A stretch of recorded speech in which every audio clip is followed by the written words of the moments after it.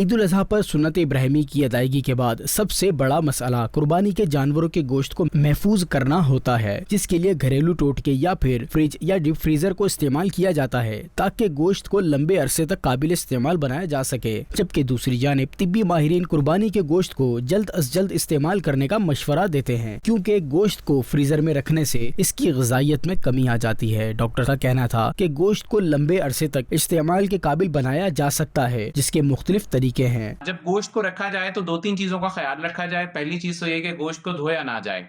धोने से क्या होता है कि पानी जो लगता है वो बहुत जल्दी जो है गोश्त को खराब करने का सबब बनता है।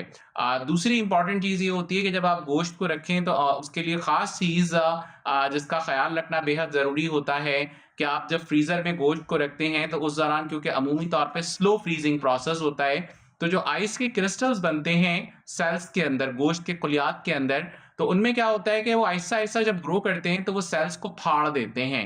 और नतीजा क्या निकलता है कि जब हम ऐसे गोश्त को इस्तेमाल कर रहे होते हैं अमूमन, तो उसमें एक्सुडेट यानी पानी ज़रा ज़्यादा निकलता है गोश्त का और उसमें वो टेस्ट नहीं रहता, कलर डाउन हो जाता है। डॉक्टर का मजीद कहना था कि गोश्त को जितना जल्द हो सके उसे इस्तेमाल कर लेना चाहिए। होता क्या है कि जैसे ही हम गोश्त को काटते हैं तो गोश्त इटसेल्फ जो है वो हीटेड होता है, गर्म होता है, उसका अपना टेम्परेचर मौजूद होता है और जाहिर सी बात है कि मौसम जो है वो भी गर्म है। और जब आप उसको रखते हैं तो जैसे ही गोश्त को कट करके एक दूसरे के ऊपर डाला जाता है तो याद रखिएगा कि वो लेयर्स जो होती हैं इन बिटवीन, यानी गोश्त का एक टुकड़ा और उसके ऊपर दूसरा टुकड़ा, तो इसके बीच में माइक्रोबियल कंटेमिनेशन बहुत हाई हो जाती है। जो कट पीस होता है इसमें बैक्टीरिया को ग्रो करने के चांसेस बहुत ज्यादा होते हैं। यानी अगर वो गोश्त इसी तरह से 3 या 4 घंटे के लिए भी पड़ा रह जाए तो बड़ी जल्दी वो स्मेल देने लगेगा, खराब हो जाएगा, सड़ने लगेगा और साथ साथ उसका कलर तब्दील हो जाएगा। याद रखिएगा कि फ्रीजिंग कंडीशन में गोश्त बहुत जल्दी खराब तो नहीं होता, लेकिन उसकी जो टोटल एक तरह से कह लें जो क्वालिटी कैरेक्टरिस्टिक्स हैं, खवास हैं,